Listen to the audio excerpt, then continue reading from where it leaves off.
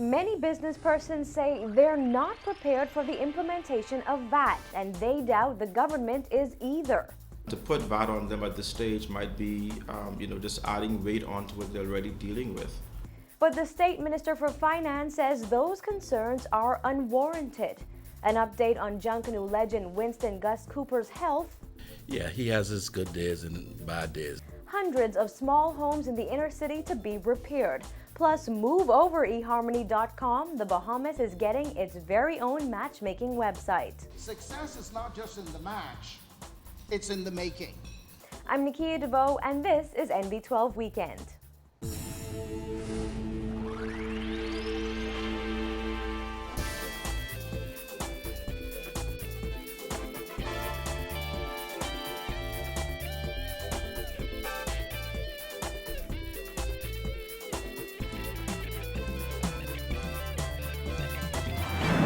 Good evening, everyone. Thanks for joining us here at Cable 12 Studios. Here are the stories coming out of the NB12 newsroom this weekend. First up tonight, in the run-up to the implementation of value-added tax, business owners are expressing grave concern over the new taxes and how it may impact their bottom lines. Christina McNeil sat down with the CEO of the Bahamas Chamber of Commerce and Employers Federation, who explained that a committee has made certain recommendations to government regarding VAT and its introduction to some already struggling Bahamians. Here's her report.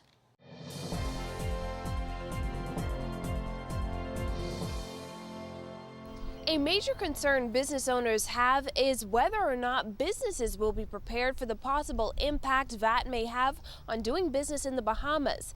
Then there's also the concern of whether or not government will be ready for the possible impact VAT will have on employers and that trickle-down effect. Speaking to NB12, Chamber CEO Edison Sumner said there are certain things that must be in place before VAT is introduced next June, among them legislation. However, members of the business community are still awaiting that legislation after Financial Secretary John Roll promised it would be released before the end of the year. We would have had an opportunity to review it so that we can make some further informed decisions about it. And also we made recommendations to the government that there should be at least some consideration to phase in VAT over a period of time rather than having it done as a one-shot deal.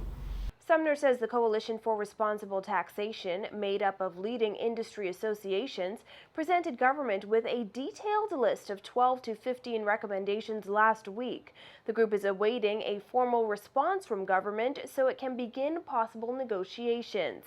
Included in those recommendations are proposals to introduce VAT no less than 12 months after legislation is passed, to introduce the new taxes in phases to work out the kinks before a complete rollout, and to give special consideration to family islands that may already have depressed economies. If it has to happen, can we consider doing this over a period of time, right? Perhaps introducing 5% per annum over a 3-year period or 3% per annum over a 5-year period. And that way would give the system a chance to be tested. And if there are any further kinks that needs to be ironed out, then it can be done before the full impact of VAT is felt across the country.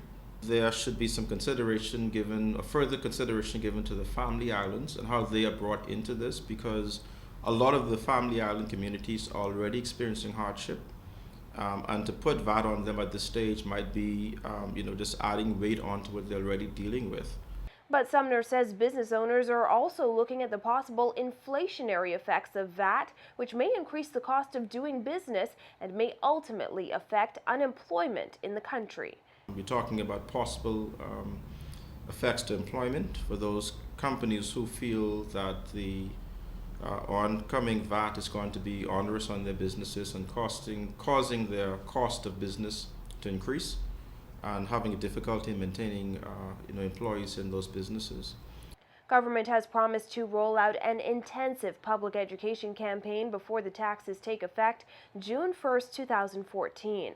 Sumner says the Federation intends to be as cooperative and collaborative with government as possible in getting the information out to its members and the wider public. Reporting for NB12, I'm Christina McNeil. Well, Minister of State for Finance Michael Halkitis said that much of the fear surrounding the impending introduction of value-added tax is unwarranted. He recently told our news team that the public will have a chance to view the legislation any day now, as it is about 99% complete.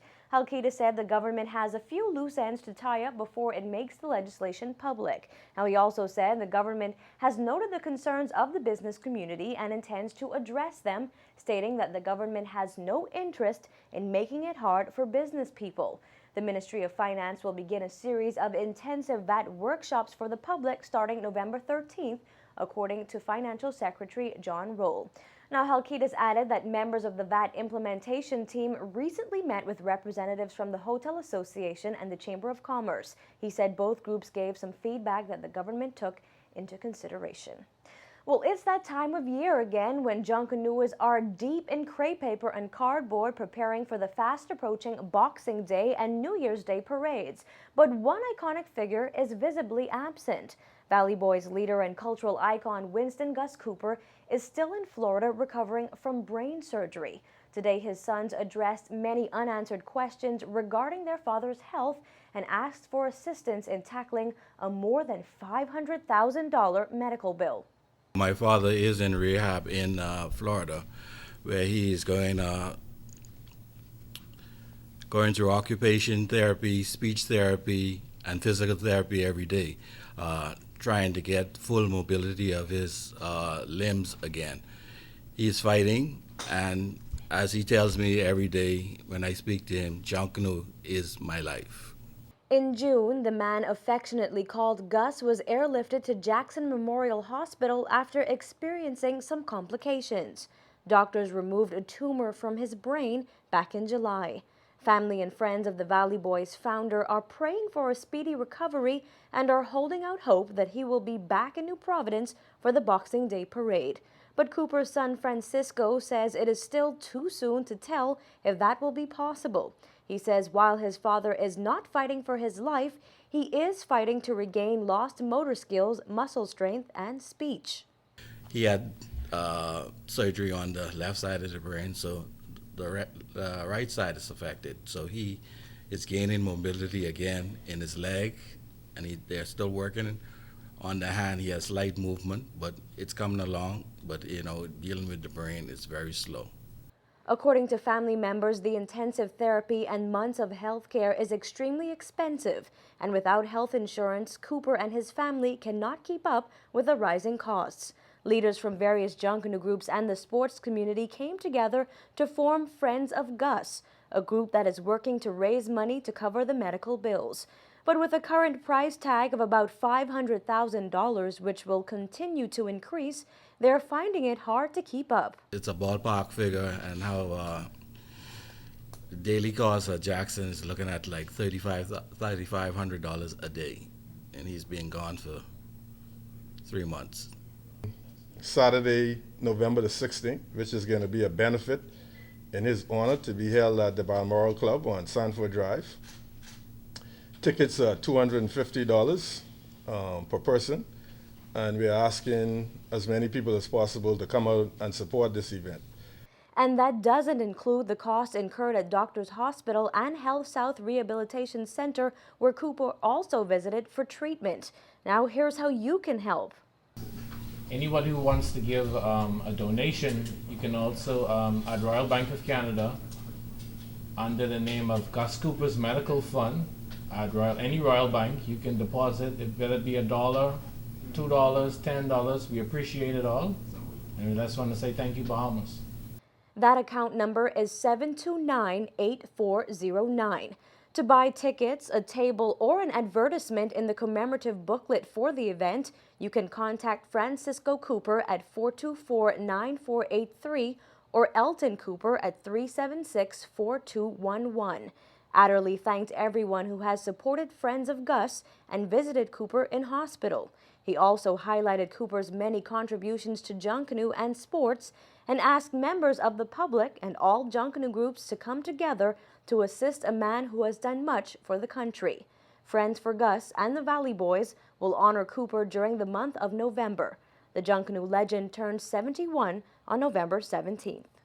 And while we're on the topic of Junkanoo, the cultural expression will take center stage at the new National Festival planned for 2015. But there are many Junkanoo enthusiasts who are not happy with the idea. Critics have taken to social media to express their concerns that the week-long festival will, quote, contaminate Junkanoo. Some people feel attention will be taken away from the New Year's and Boxing Day parades.